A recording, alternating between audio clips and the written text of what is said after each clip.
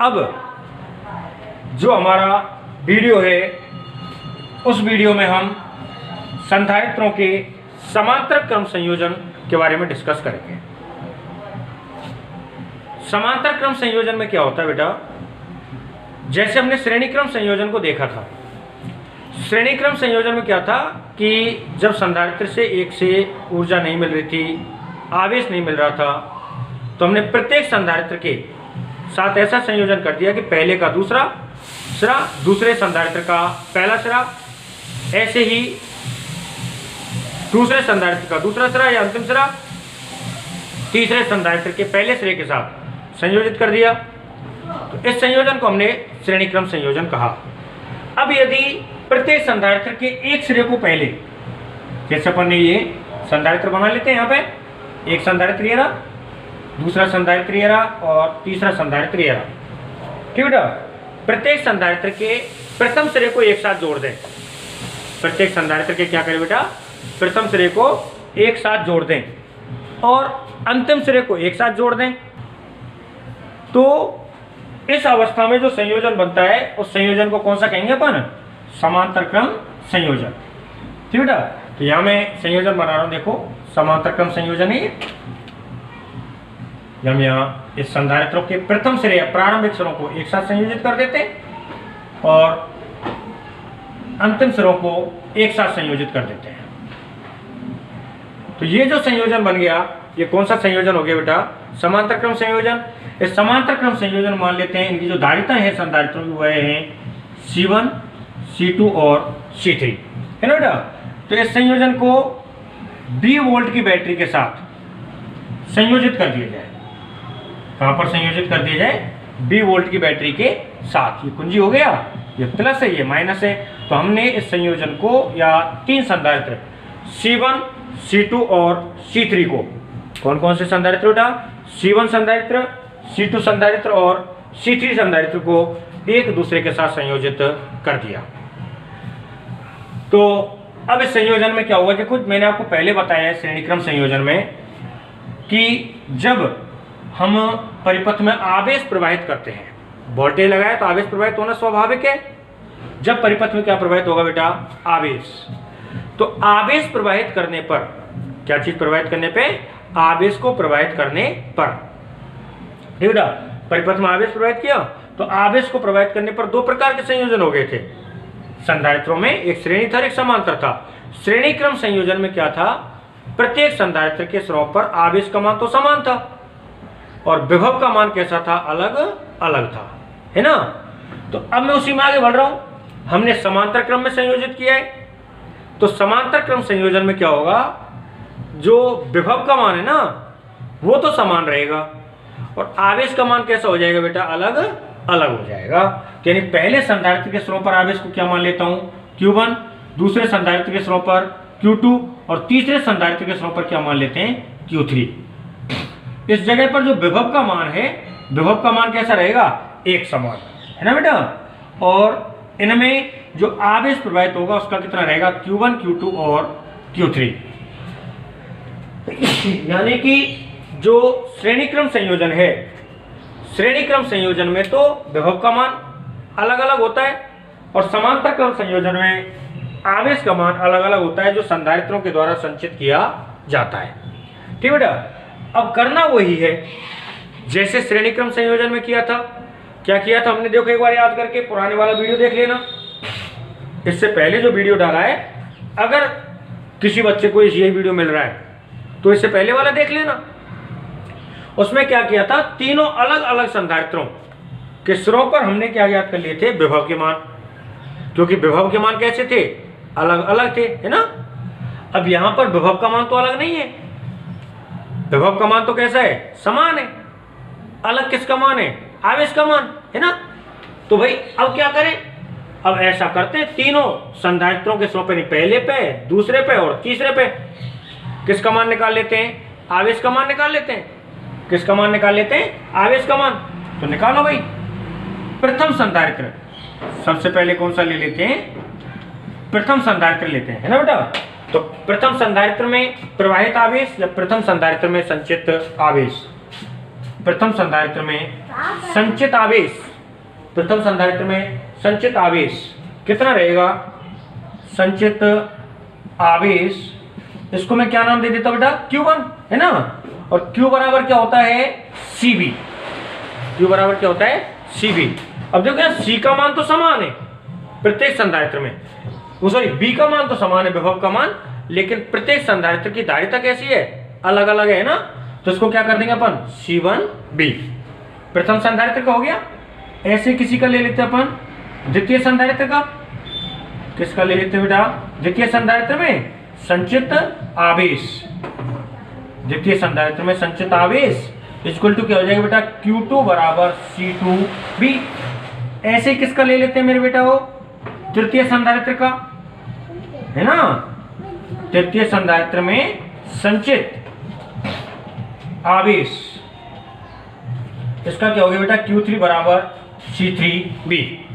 यानी कि पहले संधारित्र में संचित आवेश हो गया, दूसरे संधारित्र में संचित आवेश हो गया, और तीसरे में भी संचित आवेश निकाल लिया। तो कुल आवेश क्या रहेगा, कुल आवेश तो Q दिया गया है ना, और Q आवेश से कितने भागों में टूट गया, 3 भागों में, Q1, Q2 और Q3 में, है ना बेटा।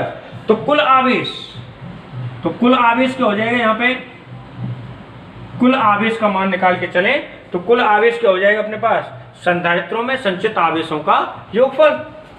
क्या हो जाएगा बेटा, ये संधारित्रों में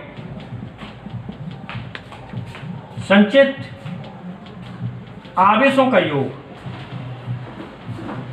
संधारित्रों में संचित आवेशों का योग, है ना बेटा।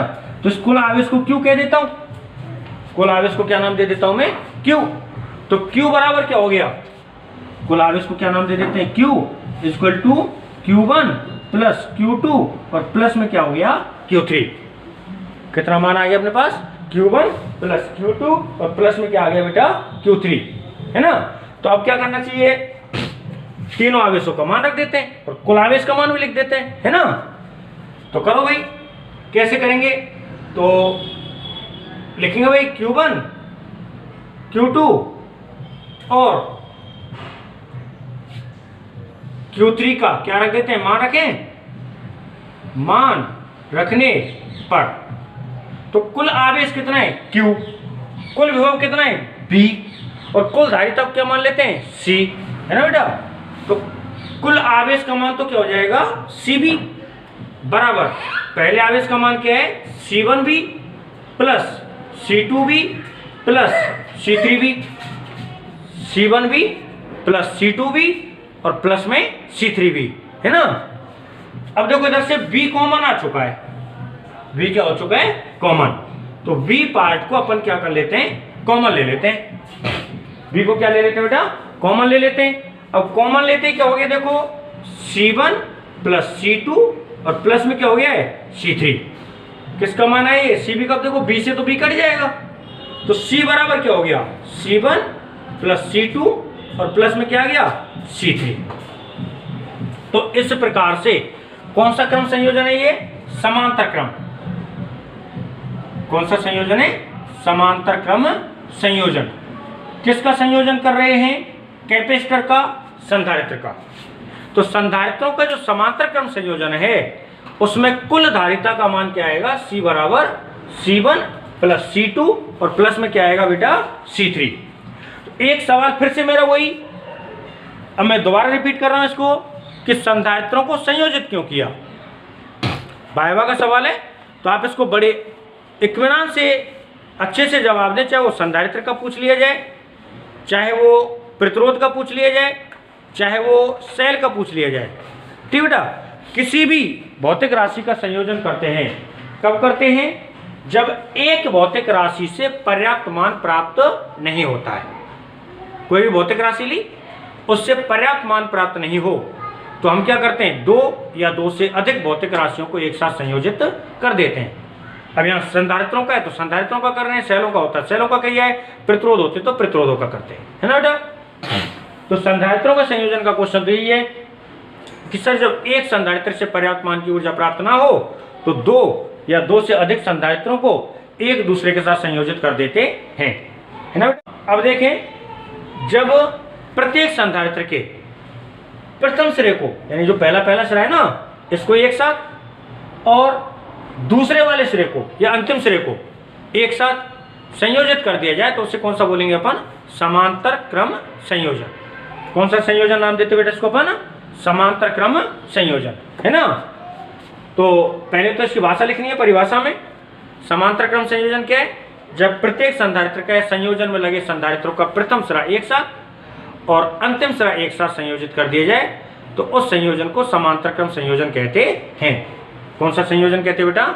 समांतर क्रम संयोजन। ठीक है, तो ये अपने पास समांतर क्रम संयोजन हो गया। अब इस समांतर क्रम संयोजन में क्या किया हमने? C1, C2 और C3 तीन संधारित्र लिए हैं जिनकी धारिताएं क्रम से क्या है? C1, C2 और C3। तीन संधारित्र जिनकी धारिताएं C1, C2 और C3 हैं को 20 वोल्ट की बैटरी के साथ समांतर क्रम में संयोजित किया गया है। कौन से क्रम में संयोजित किया गया बेटा? समांतर क्रम में, है ना बेटा।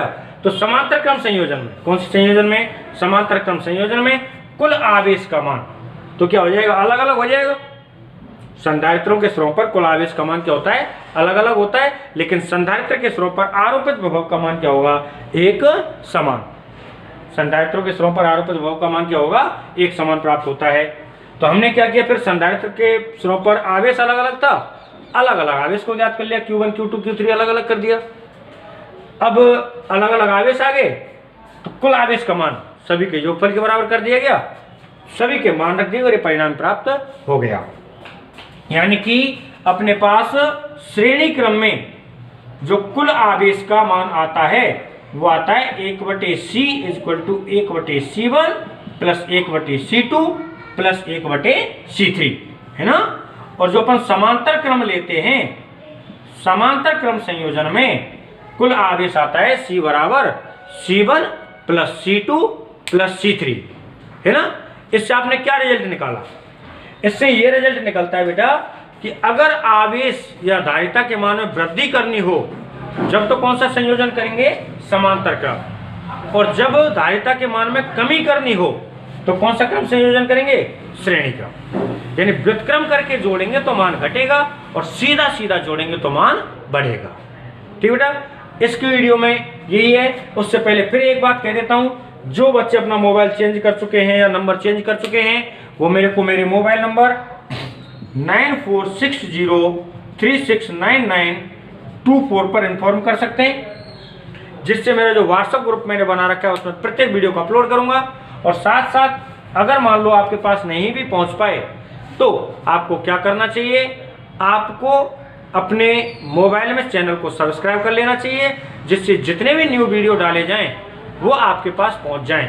नोटिफिकेशन वाला जो बेल आइकन होता है उसको प्रेस कर लो, ठीक है। और वीडियो पसंद आ जाए तो लाइक मार दिया करो, मेरे को अच्छा लगता है। वो आपको पता ही है कि आपके गुरुजी को क्या क्या अच्छा लगता है, तो उसी प्रकार से अपन आगे चलेंगे बेटा। और बच्चे वीडियो डालेंगे आगे, उनको भी आप निरंतर देखते रहें। तब तक के लिए घर रहो, पढ़ते रहो, क्योंकि आगे हमारे पेपरों की तैयारी हमको करनी है। ठीक है बेटा, नमस्ते सभी की तरफ से।